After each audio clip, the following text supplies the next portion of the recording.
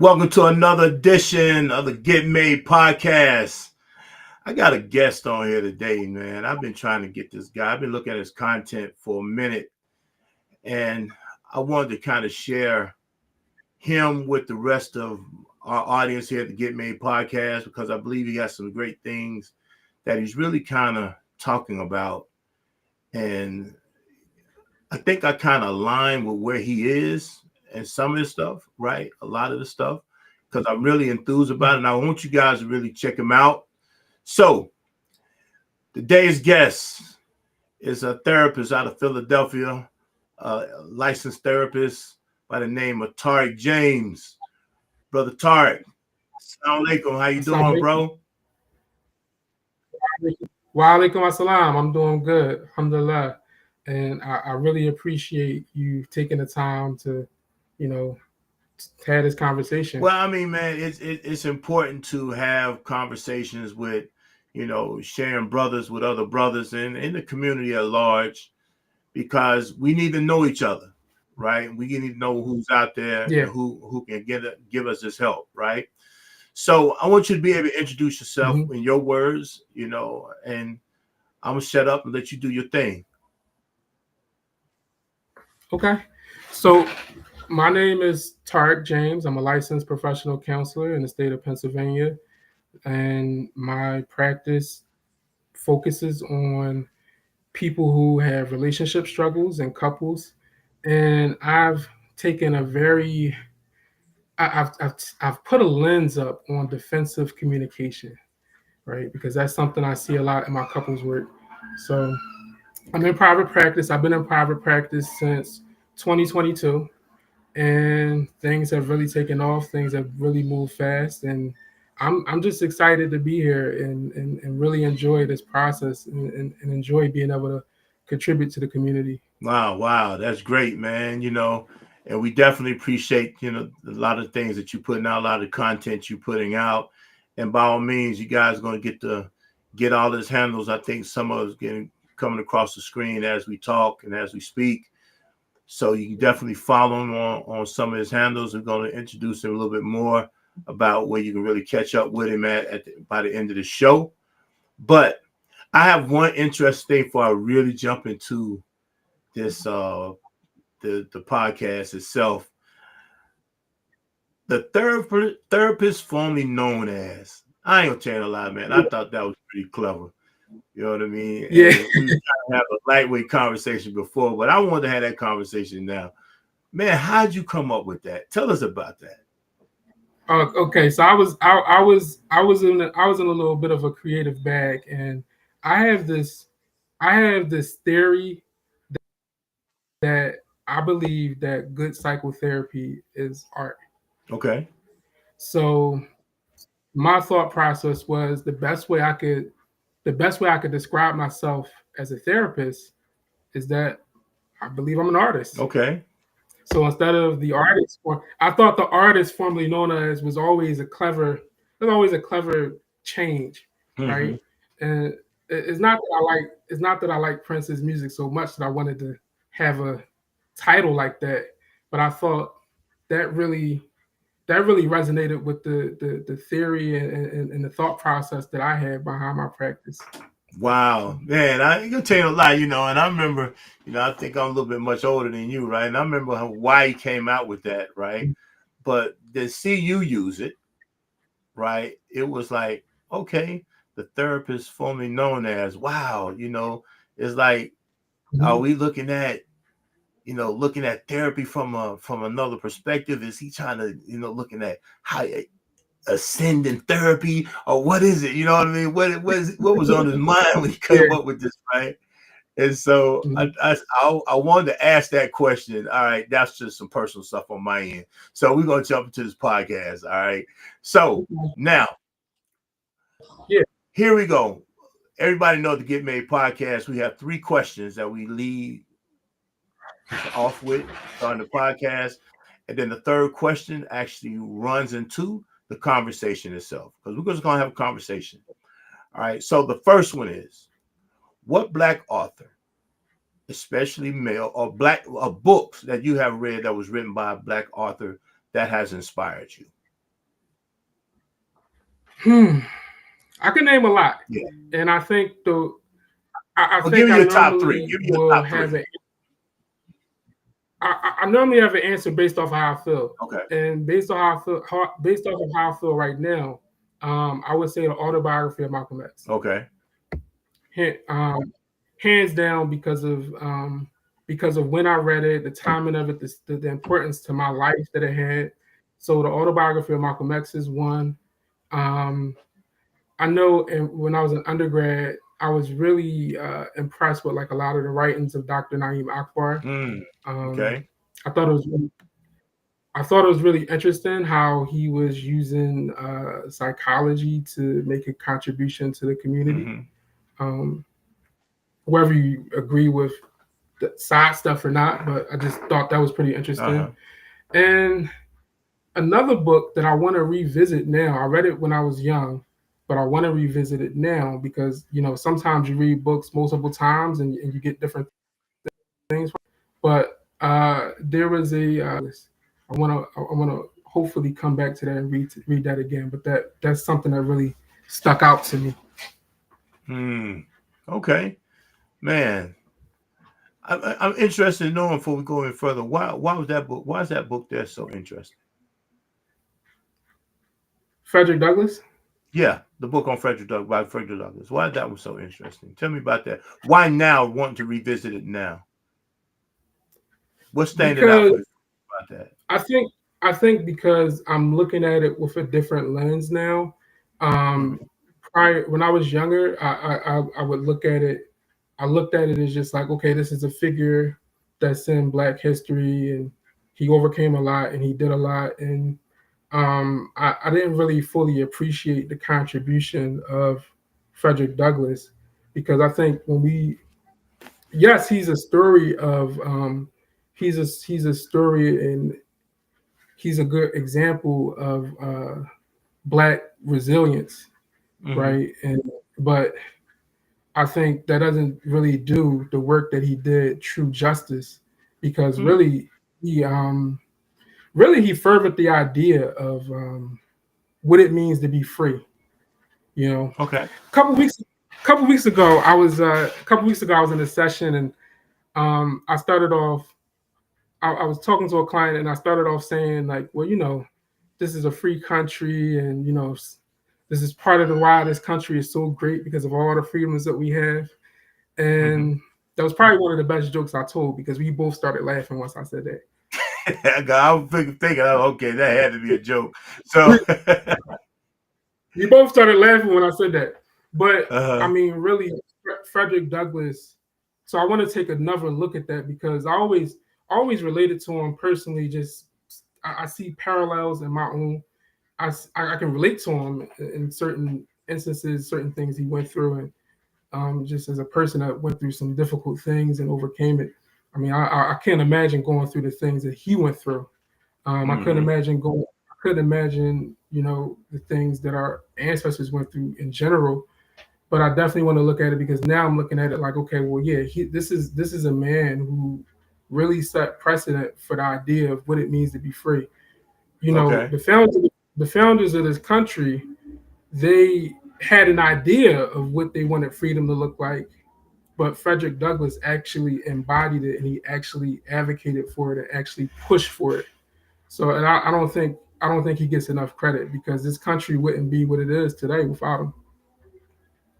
Hmm. All right. So, with that being said, second question: what Mm-hmm. male, black male, or man that you know specifically has inspired you? Okay, I gotta say my pop, my Okay. grandfather, my, Okay. my maternal grandfather. He's passed on many years now, but the early. I'll never forget the early years of just all the time I spent with him and learning what it meant to be a man, what it meant to show up for your family, what it meant to be consistent, and just what it meant to love. So Mm. always goes back to my pop. That was major influence in my life. Okay, wow. And and part of the reason I asked that question, is just to give a reminder to the audience, is that a lot of times we read a lot of inspirational people, right, through books, but a lot of times we don't tap into those very people who we know that are standing right there next to us, right? And I'm often having a theory Absolutely. for myself of saying that we have a plague within our community of not seeing our fathers be sons to other men, right? Hmm. And sometimes that, we've seen our mothers be daughters to other women, right? And even our sisters are, for those of us who have sisters, have seen that take place. Watch our mothers be daughters to other women. But a lot of times we haven't been able to really see, many of us, not all of us, right? But many of us have not really been able to see what that looks like, right? So, I'm always Yeah. encouraged when I hear people talk about people within their own lineage, you know what I mean? Up kind of up the total, up the pole a little bit, right? Up the line a little bit. So, that's what's up. So last but not least, and we're going to tip into the conversation after this one. In your estimation, in your opinion, based upon your thoughts and everything, what is the state Yeah. of black manhood, especially for black Muslims, particular as far as emotional regulation is being emotionally regulated? What is the state right now? What's what's the state? That's a powerful question. That's a powerful question. I think we are in a place where many of us are still developing. Many of us are still trying to adjust to modern life, um, and my social interactions, family, how we deal with our emotions. It hasn't caught up with modern day life, and I don't think we're very different than many other generations who face this problem. I think every generation to life right now versus you know versus how it was before. I think what makes it really interesting for as black men, but also as black Muslim men, is that we don't for a while we haven't been working with we don't have a lot of living examples,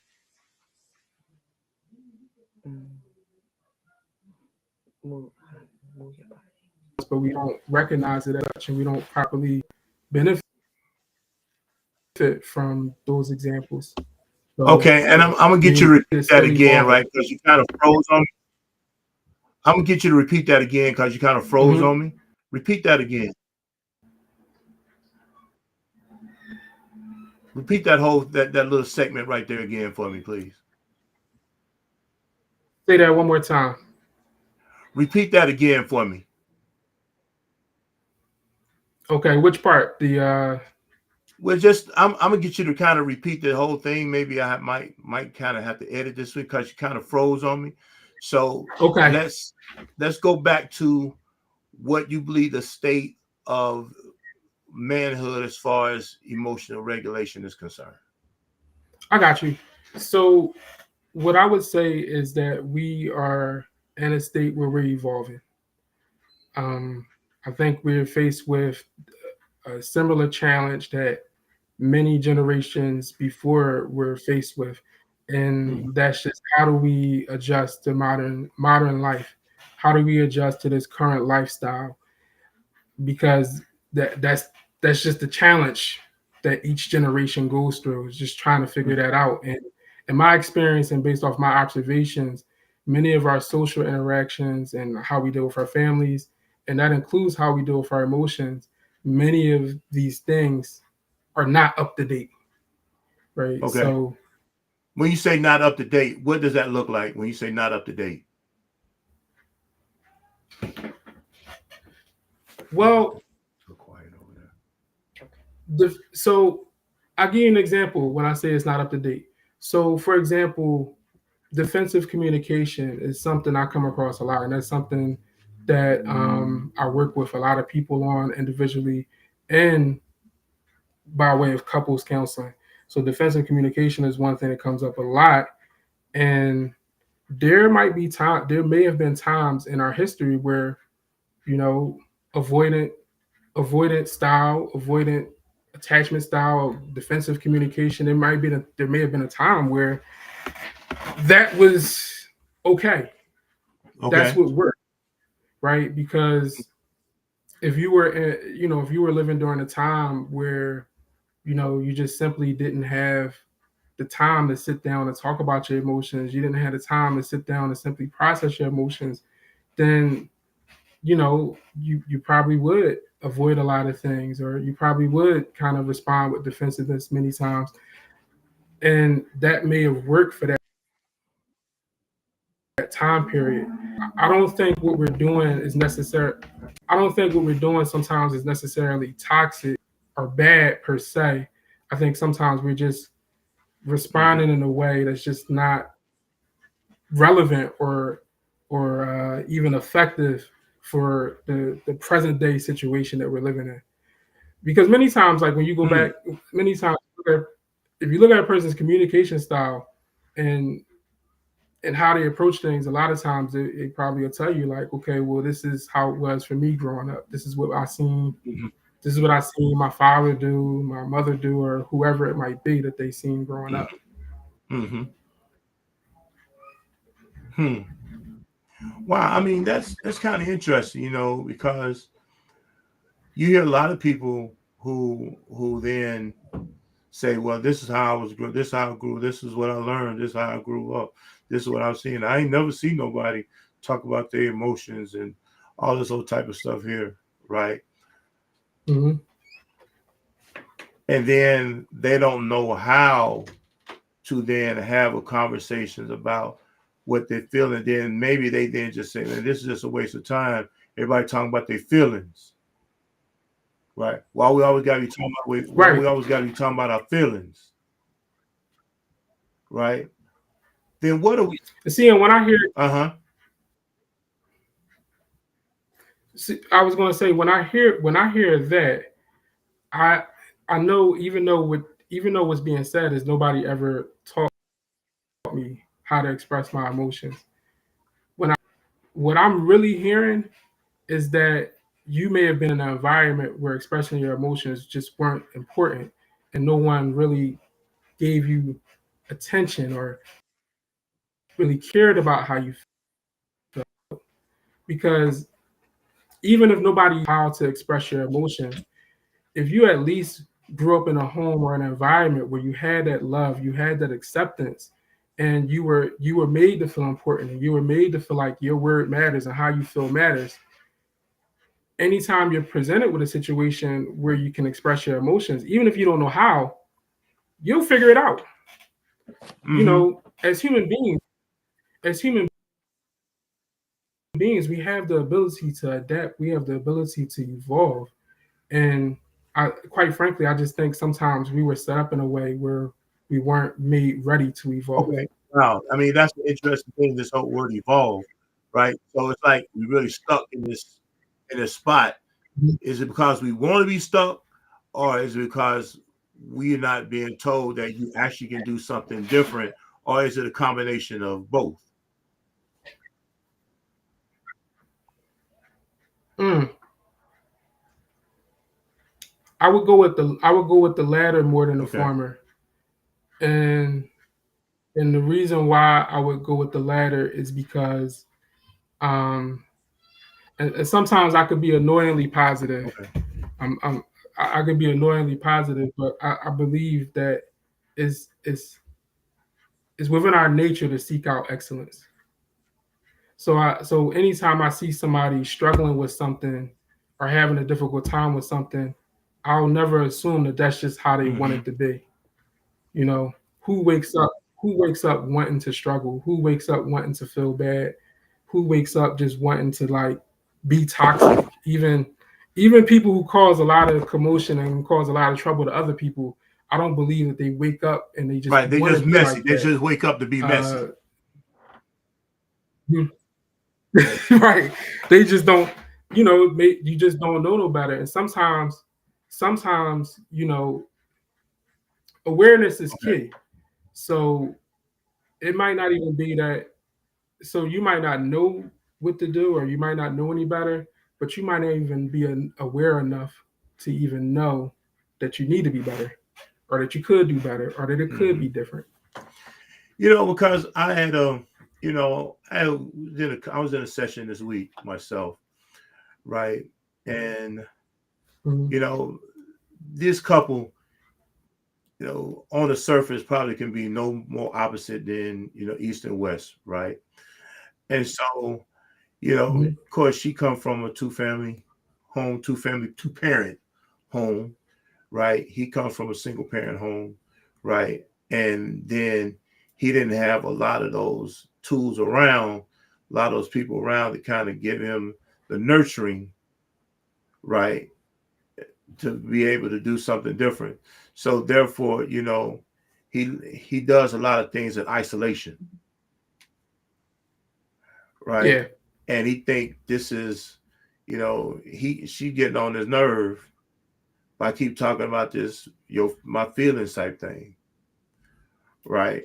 It's like it's Hmm. irritating the heck out of him, right? And so I look at that and I'm like, all right, don't you want anything better? And he's like, it's not that I don't want anything better. I don't know what better is. Absolutely. I don't know what better is, but I know I'm annoyed with all of that, you know. And so it's not like I know Mhm. what to do that's better. I just know that right there isn't for me, right? Mm. And not really understanding that they probably can modify the relationship a little bit to where it's a give and take a little bit more. It's taking away Yeah. some of the negative that we have, and then accentuating some of the, like you say, the more of the positive that we may have, right? Things that can allow the relationship to continue to mature and carry them, right? But it has to be fed. Hmm. I don't know if we are learning how to be fed, and this thing becomes Mm. about the emotional deregulation. I want you to kind of tell our audience. We had a couple of, and I've had Dr. Brock. I don't know if you ever heard of him, Dr. Brock, on here before. I know you, Yes. everyone's favorite therapist, Miss Michelle Renee Davis. I know you know of her. You know what I mean, and a host of other Hmm. people who came on to be able to talk about emotional regulation, right? Being emotionally regulated. Hmm. I want you to give us your understanding and take on this emotional regulation. Yeah. So my understanding of being able to regulate emotions is being able to, number one, recognize how you're feeling, name how you're feeling, and properly experience that emotion. Hmm. All right. So now, And if need, and if and I try to go ahead. no, go ahead and finish. Oh, and I was gonna say, and when I say properly experience that properly experiencing that emotion, that would include, being able to find relief if need be, because some emotions can be very difficult and very, they can come on very intensely, and I think you have to be able to properly cope with it, or deal with it, but you certainly still have to feel it. Right. Well, okay. Let's look at that a little bit, right? Because as a Mhm. man, when we talk about men, you know, women probably get the idea of they get the label of being able to tap into their feelings a little bit more than men, right? Mhm. I don't necessarily that that's true, right? To be honest with you, I don't Mhm. think that's true. I think we just tap into different emotions, Absolutely, right? I agree, 1000%. And so, because I don't think they got no more superior aptitude to something than we do. Like we don't have a superior aptitude to something than them, right? I think we all been created Mm-hmm. equal on certain things. Same does not necessarily mean equal doesn't necessarily mean the same, right? And so, I mean, I walk with that Mm-hmm. philosophy, and I'm gonna die with that philosophy probably, you know. And so, but when I then start saying, how did I then tap into myself emotionally, being able to do that? What am I actually saying? Is it the emotion of, having feelings, being vulnerable? Are we just talking about that? Or are we talking about the whole spectrum of emotions? Am I making sense of what I'm asking? I would argue, yeah, you are making sense. I would say the whole spectrum of emotions. Okay, then how, as a man, am I not then tapping into uh, my emotions, and I'm not emotionally regulated? Then, if I am tapping into my emotions, where am I missing the mark at? And tapping into my emotions or being emotionally regulated? How are Because some you? would say that there's an over example, and I guess to give more clarity to what I am saying, some people would look at it like, well, I get too angry, I'm too impulsive, or too this or too that, right? And I'm too sensitive, or I'm too this and I'm too that. That's when it seemed like when a man is getting told that he's being emotionally deregulated, Right. right? And Mm-hmm. so when am I then just emotionally, am I then getting called out from being emotion? What emotion am I not deregulated with? Because that would be a difference than a person not being emotionally regulated and a person having some deregulations on certain things. That makes sense? That makes sense. And I find that there's there's two extremes when it comes to this, and I think they kind of they kind of lend itself both to each other, right? Because Uh-huh. again, I think the point I would highlight is that you have to experience the emotion properly in a healthy manner. And when many times, like when you even let's look at anger for example, Mm-hmm. sometimes people do have these really bad bouts of anger and these episodes of anger, and most of the time, majority of the time, um, men have these big blow ups of anger because they weren't properly regulating their emotions up until that point. There may have Mm-hmm. been things that they had been seeing, there may have been things they were hearing, and there may have been things they wanted to say something about for months on end. And then Mm-hmm. finally, once everything comes to a climax and they can't take it anymore, next thing you know, it's like a volcano erupting. Okay. And I think Hmm. sometimes, so I think a lot of times what you see, this dysregulation is, I guess, almost it's a result of a pattern of not properly regulating. Um, and when you blow up and you dysregulate it like that, and you have this bad time, most of the time when you blow up, nothing good comes out of it. Right. So after that, you kind of learn like, well, most people from those experiences, they learn like, oh well, this is why I don't express myself. This is why I don't say anything in the first place, Mm-hmm. because they're not taking it so they're not aware of the fact that like the way that they're expressing their emotion at that time is very unhealthy, and they've ignored a lot of things all the way up until this point. They're just looking at the fact of like, yeah, I'm finally expressing it, and they don't understand that like you finally expressing it in a very unhealthy way because you've been repressing things all of this time. Ooh. Wow. You just said something, man, that a lot of people don't get. And you said it in a way, man, that a lot of people aren't saying it. Mm-hmm. It's very clinical a lot of times when clinicians are really talking. And I think Mm-hmm. think they miss people when they're talking, we're talking to the common person, it's not that this is the point that where you emotionally deregulated. You've been emotionally deregulated. This is just a showing of the symptom even more. You Right. You've haven't been been. avoiding. You've been avoiding it. Period. Now, when it'll come Mhm. to a head, and you now expressing yourself a particular way, you say, "Well, that's why I don't express myself." Well, then that's probably the problem. You haven't learned how to express yourself. You Mhm. know, you haven't learned how to express yourself in a calm, so you're definitely not going to know how to do it in the heat. Yeah. Wow, Yeah. Absolutely. Yeah.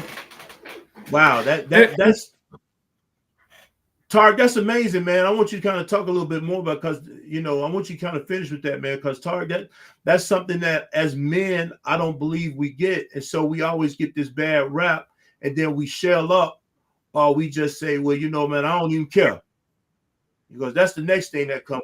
I don't yeah. even care. That's the next thing that's going to come up, which is still more emotional deregulation, and the emotion at that point then is now you want to be insensitive, or you don't want to have any empathy even for yourself. Right. Now you don't. Now you don't care. And I mean, most of the times when you say that, you probably really do. So you just you just continue in the same Mm-hmm. cycle. Right, So you trying to lie to me, and you really lying to yourself, because you actually really do care. But now this is your defense mechanism at mhm, this point, and I guess that goes back to that defense thing that you was talking about a little earlier. yeah, and I think it's easy for me to talk about it in this way and expound on it like this because this is something that I lived personally for the first 30. I'm 37 now, Alhamdulillah. alhamdulillah, but I would say maybe the first 28, 30 years of my life, that's something I lived. You know, I was probably, I, I, I think most people will probably say, like, yeah, you're a nice guy most of Mm-hmm. the time. But I was always kind of reserved, mild mannered until I reached those Mm-hmm. points. So, and it kind of goes back to what I was saying. The therapist, formerly known as this is an art Mm-hmm. because I don't look at every client as a version of me, but I don't discount the fact that I have some very valuable real life experience of what this is Mm-hmm. like. So it's a really delicate dance, and it's not any different. It's not anything different than what a lot of Mm-hmm. clinicians do. Um, I'm just I'm just naming and being honest about it. Mm-hmm. So then, like you say, at this point, you do take a little textbook to go with real life, which you kind of, but everything is not cookie cutter Mhm. in a sense. Everything's not cookie cutter, no, because people there's a lot of reasons why people may be struggling with their there's a lot of reasons why people may be struggling with their emotions, and especially men. Sometimes it is because they didn't have some. You know, I hear it a lot. People, oh, okay, you were raised with a single mother, that's why you can't deal with your emotions. I don't believe that's necessarily true. I do believe that there's a. I do believe that maybe there is a correlation, but I don't think that's necessarily the cause. There's a lot of other factors. So, I mean, but then sometimes you might be in a two-parent home and maybe you can't express your emotions because that's just what you've seen. That's what you've seen your father do or your mother do or whoever it was. So everything is different for Mm-hmm. everybody. Wow, man. I went to, while you were talking, my mind went towards. It's crazy how I went there. My mind went towards prisoners, Mm, right? And the label that, I know a huh? little bit. I know a little bit about that. My mind went towards prisoners and the label that prisoners get, or even formerly, incarcerated persons or returning citizens, or whatever the terminology they're going to use, how the labels that they receive and how they kind of live up to that art imitating, life imitating art type of situation.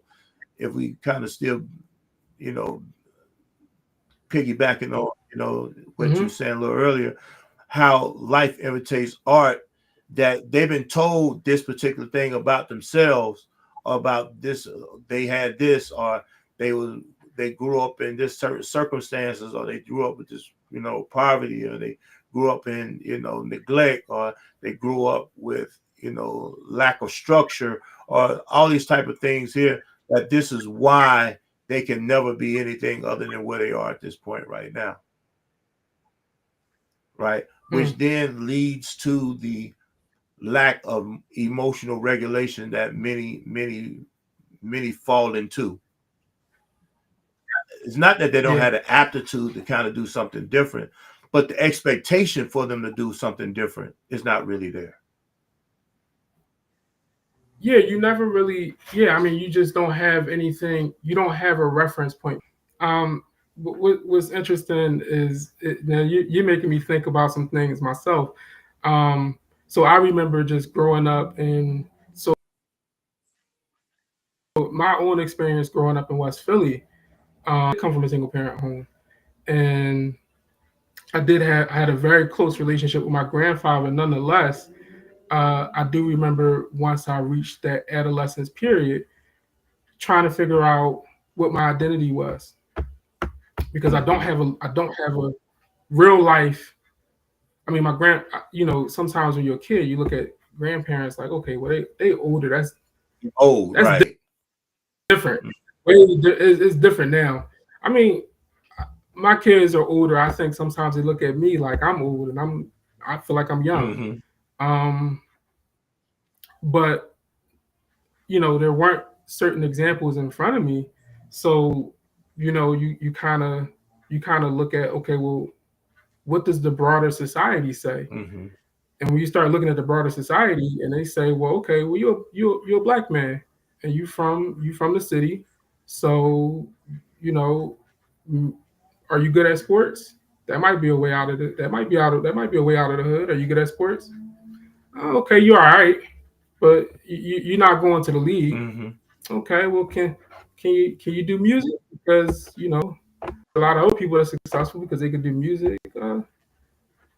Okay, but ain't nobody buy album, so okay, Right. I guess it ain't nothing else for you. To do. I guess it ain't nothing else for you to do. Maybe you should try the streets. I mean, and unfortunately, because you believe that there's no other options, you go with that easiest option. You say, okay, well, I guess the streets is an option. Alhamdulillah, I was blessed to never be successful in the streets. Right. Some people will get on and say, "Oh, I had a pass and I was the biggest, baddest one." I'm not going to tell you I was the biggest, baddest one. I was horrible at it, and that's because Allah blessed me. I was horrible at it. I was horrible, horrible. I had no business being Uh-huh. there. And But I ain't gonna tell you and no lie, I'll man. tell You you were like something. the only person I ever heard say that. Because everybody had some type of margin of success out there in the streets, even though it wasn't successful, right? Some people make some type of claim to some sort of success right there. You say, look, I was horrible at it. I had no business being out there. I was bad. I was bad at it. I got caught, and so when I was a teenager, I caught a really bad case, got charged as an adult. That's a whole nother story for another Right. time. But I remember having a lawyer who was a Uh-huh. Muslim, and I was very impressed because I said, "Wow, this Muslim brother, he is a lawyer. He comes to court with this big prostration mark. His his pants are above the Right. hellfire, as we say in Philly. A lot of times Philly people, we focus on that a Right. lot. So right, he got the short pant, and I paid attention, and he said one phrase to me that I'll never forget, because my case had got decertified from the adult system into the Okay. juvenile system, and he told me, he said, well, listen, your case is in the juvenile system, so now you got a chance to do whatever you want to. You have a chance to do whatever you want to do in your life. people had juvenile records all the time and they still succeed. He said, even me, I had a juvenile record. That blew my mind because number one, I didn't meet a lot of lawyers. Number two, you telling me that, okay, you were in a similar situation and wow, this is an option. This is an option for me. Right. This ain't a ball player. I didn't know that was an option. This ain't nobody in the street. This ain't a singer or a rapper. This is a guy who's actually making a profession, doing something that who actually had a some sort of setback in his youth. And I see the brother to this day, and I still talk. Thank you. Wow. Because that one thing that he said made me rethink my life. I mean, I've been doing a lot of thinking already because I think too much sometimes. But that one phrase really made me think like, okay, well, what do I want to do with my future? So wow, and so the topic, but that's the point is like when we know we got other options, we choose what's best. And so and that then going back to that conversation I was saying, it's like then if we don't have the expectation to do something different, all right, and again, I thought about prisons because that's more probably the extreme of the situation, but people as Black men, we kind of work our way to that point, right? And so because every Black man isn't a prisoner, but every Black man has an expectation, right? There's his expectation. There's this thing that he has to live up to, and sometimes the living up to it doesn't. Even though we criticize or critique him based upon what is looked at as being emotionally deregulated, because really a lot of times I really do believe, and I want to hear what you say. I think a lot of times this emotional deregulation they call it is really sometimes it's a cry for help. Right? It is it's a siren. It's real loud, right? That I don't know, and somebody get with me. I was looking at a thing in which of course it didn't really help him. Well, it helped him at some point because he recognized it. But I was listening to something Maya Angelou had said, right? When she was asked to do some poetry for Poetic Justice, right? And so she was given a cameo spot in the movie, right? And so she saw this young man, a couple of days, he was going off cursing. He got into it with somebody a couple of times, whatever, and she had to pull him to a side, and get him. And he was going off, the bravado. At this point, something that we call now emotional deregulation, right? And so, he was going off and she was trying to pull him, and she took him to the side. And then, as she was talking to him, he's crying, right? Which is, again, more emotional deregulation, right? But is it a good way to this point because she's really calming down? He's really kind of catching it. He's catching his feelings are catching up with him of why he's acting out, right? And then what she come to is, she finally, released him. She wiped his tears and all this other type of stuff here. And she went to a trailer, and Janet Jackson came to a trailer, and she said, you just talking to Tupac Shakur, right? You just, right? And of course, we know Tupac had, who he was who he was, right? And so, and I'm gonna be honest. I'll be honest with you. That is probably, we give him a lot of credit for a lot of things, but if we want to talk about somebody who is truly emotionally deregulated, and some people might really get mad at me for saying this, and but he was my era, and he was really, he was probably a Black man at that point, at that age, the epitome of it at that time, right? A lot of us had those type of movements, and we just try to figure it out. We come through this crack era. We was coming to this mass incarceration. We was coming through a lot of what looked like hopelessness, and bravado was really the main thing that we had. We was exerting ourselves at that point. We was giving all these guns. We was giving, a lot of things was happening, and we really became truly. A lot of us really became emotionally deregulated to the fullest, right? Yeah. Probably everybody back then probably needed some type of pharmaceutical, in the way the way they was treating us. You know what I mean? But and some people would probably be upset with me saying this, but he probably was the illustration of what emotional deregulation truly looked like, right? I think I can agree with that because so interesting because looking at him as an artist, a lot of times the artist gets mistaken for the art, and sometimes the artist can even mistake life for art. Mm-hmm. Um, so just kind of, I look at so just from the music I've heard and some of the work that I've heard of his, I'm like, okay, well, it does seem like he gets very vulnerable in his music, but Right, that may not have been necessarily how he lived his life. right, right. I mean, really, I mean, because I'm gonna be honest with you, like I said, I come up through that era, and we give a lot of glorification and a lot of gloss over to the art versus the guy, Yeah. right?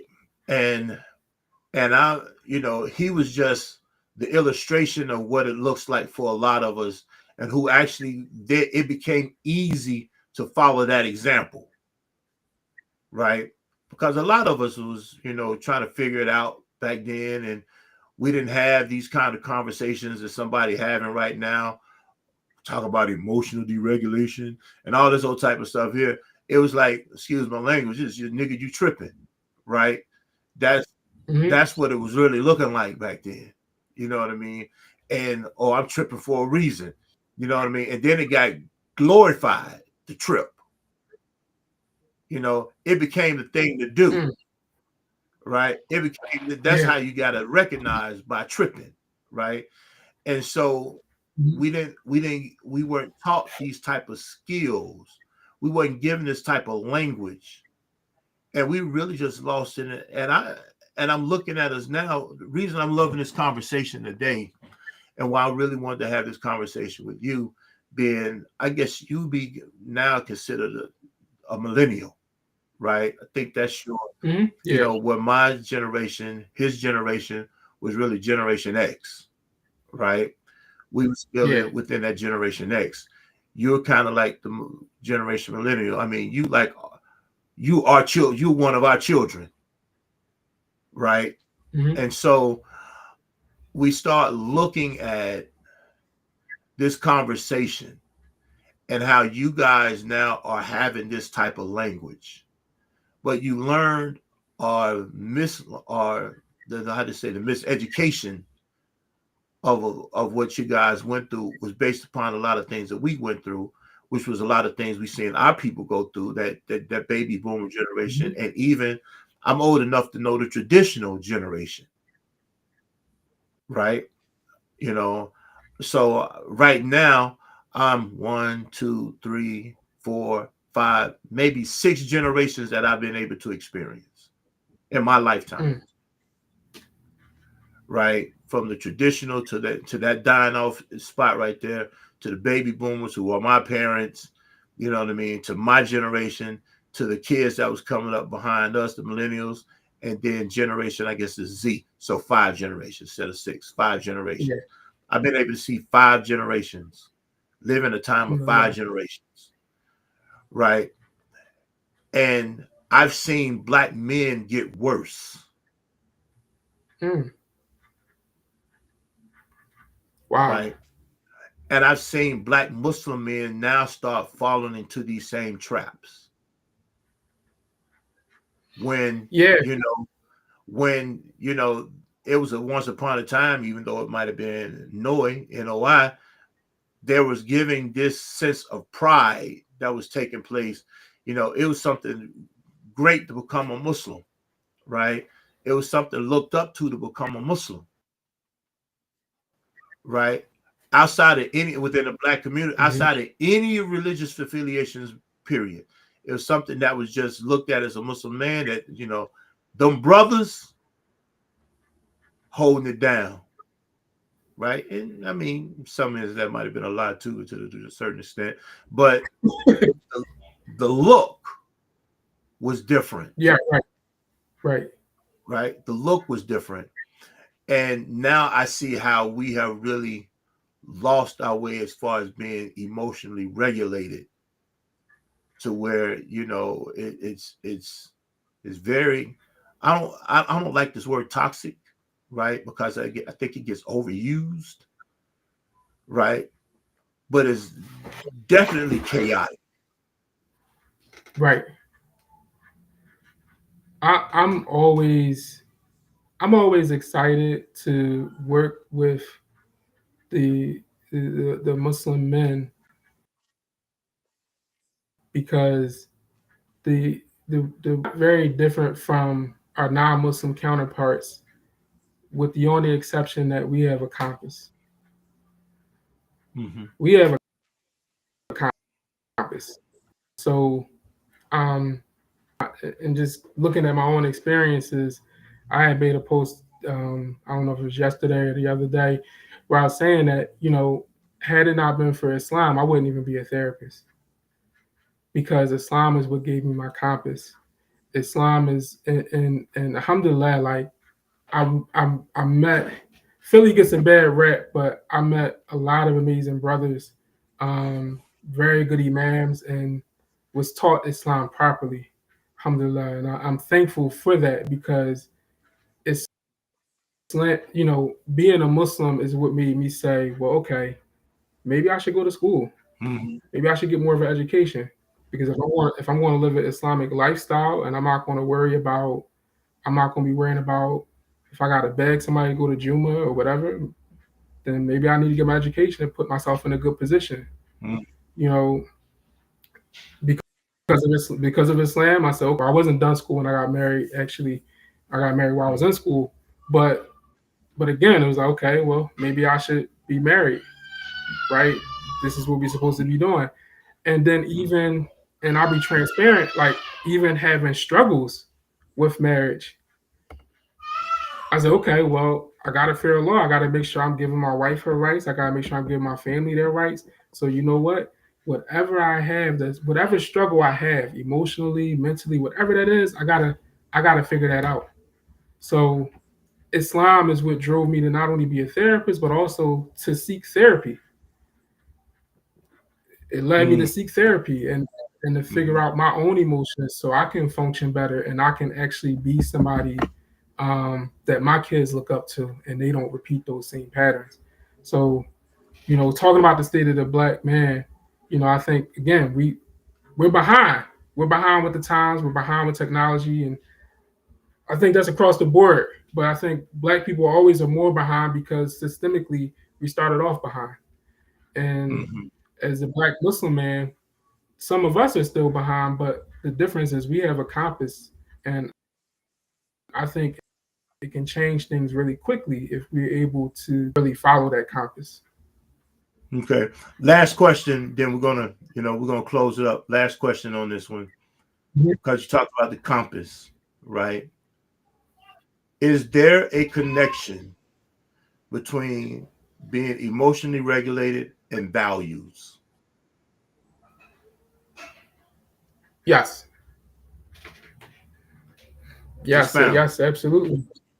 Expound. Well, this is the thing. I mean, and a lot of therapists don't want to admit this, but you know, there is some subjectivity in therapy. There's some subjective, even in mental health and period. There's subjectivity. These things are subjective. So when you make a determination if a person's emotionally regulated or dysregulated, that's based off of value of that's based off of particular values. And in the mental health world, the way we make a distinction, whether or not something is like truly a problem, is if it starts to impact your functioning. Well, what determines what good functioning is? Hmm. right? Good function, we determine in the mental health world what good functioning is based off of Western values. Can you go to work? Can you see your friends? Is it affecting your personal? Absolutely, I believe that it's connected to values because we make determine that determines your functioning. Hmm. I'm gonna give you a few more weeks, right? And I want to invite you back. Maybe right before the wellness, the Muslim Wellness Summit. I want to Mm-hmm. invite you back, and I'll make sure my producer make a note of this. I want to invite you back because I want us to dive into that. I think it's important that emotion regulation and values and how someone has set the value for us that then are what is functioning for us, right? Mm-hmm. And then to maybe might be telling us that we are not adequate in who we are. I want us to kind of dive into that a little bit. That makes sense. Yeah, You that know, makes sense. I'm gonna put that charge on you, man. Just like I bring, Michelle back a lot of times. I bring her back, man, often because I ain't gonna tell you a lot. She be dropping when she get through here. You know what I mean? And so, Oh and yeah, a yeah. cohort, Kendra. You know what I mean? They be dropping it now. You know what I mean? Mhm. So I want to bring you back. You know, and I want us to be able to tap into that, right? And because we just had a discussion, we didn't really dive into a lot of solutions, or really many solutions, if any today, because I wanted to have this conversation No, of exposing it first. But yeah. I'm gonna leave it for right now. But I'm going to bring us back so we can then have a conversation. I'm gonna bank this one, and I'm gonna bring us Okay. back so we can have a conversation of what the solution should look like or what it can be like. Mhm. Because I don't want to be, and I think we've been on probably about no over an hour, right? But I will do this because I want to make sure that I don't want to leave people just out like that. Give me 3 to 5 things that we can do in order for us to kind of get on par with being emotionally regulated, so I can leave the viewers with something to do. Okay. So I think I had mentioned it earlier. The first thing is um, being able to being able to recognize the emotion. Mm-hmm. I think that's really valuable. And when you get to a place where you're not used to dealing with your emotions, sometimes you can get into a habit and not really feel your Okay. emotions. So the first thing I think is being able to recognize, you know, your emotion in every way. Like, what do you when you experience anger? What do you start to think about? What do you feel? Where do you feel that where do you feel that anger at inside of your body? So that's one thing. Is just number one, learning how to be aware and name the emotion. And number two, the other thing would be learning how to accept that. Hmm. It's okay, whatever that you have, it's okay that you're feeling it. Look at your emotion as a sign, whatever it might be. Just look Mm-hmm. at it as a sign. Um, and you said 3 to 5 things. Right. You can give me one more. Give me one more. One more would be one more would be learning how to question yourself. Learn how to question yourself. Don't allow the emotion. What happens is because these emotions aren't always recognized or sometimes these guys. I'm talking about emotions when I say these guys. Sometimes Right. these guys have a way of taking control of everything and they're running everything. And I think learning how to question yourself, I think that kind of slows things down because if you let the emotions come to conclusions and come up with reasons and solutions, the emotions can't be in charge. So learn how to question yourself. So that way the emotions aren't in charge. Because once you start questioning yourself and you start to come up with some real answers to what's going on in the present, 9 times out of 10, that response starts to go down because it's like, well, wait a minute. Just look, just the question alone of like, okay, way I could be looking at this. Mm-hmm. Okay. If you're smart enough to All know right. this, no way to look at it, slow you down. So 3 things: just recognizing, accepting, and questioning. Recognize, accept, and question. Okay. So tell everyone where they can reach you, how they can find you, where what some giving you information, where they can find you on social media and all that good stuff, bro. Okay, yeah. So I'm on TikTok, therapist, formerly known as at Our Shared Path. I do have an Instagram at Our Shared Path. Yeah, I mean our website www.oursharedpathcc.com. All right. And you do therapy virtual? Yeah. So yeah, I probably should mention that. So yeah, we do virtual therapy, as well as in person appointments as well. Couples, individuals. All right, all right. So y'all know where to reach him at. By all means, please reach out to him. And if y'all have any other questions, please inbox him or hit him up or hit me up so we can have that conversation. I want to thank everybody for tuning in today. As always, I'm appreciative of our guests, of our listeners. And of course, y'all can find me streaming on, and please subscribe. Please subscribe to the Get Made podcast on YouTube. Of course, you can follow me on the Hassan Clay Experience on TikTok and the Hassan_Clay Experience on Instagram.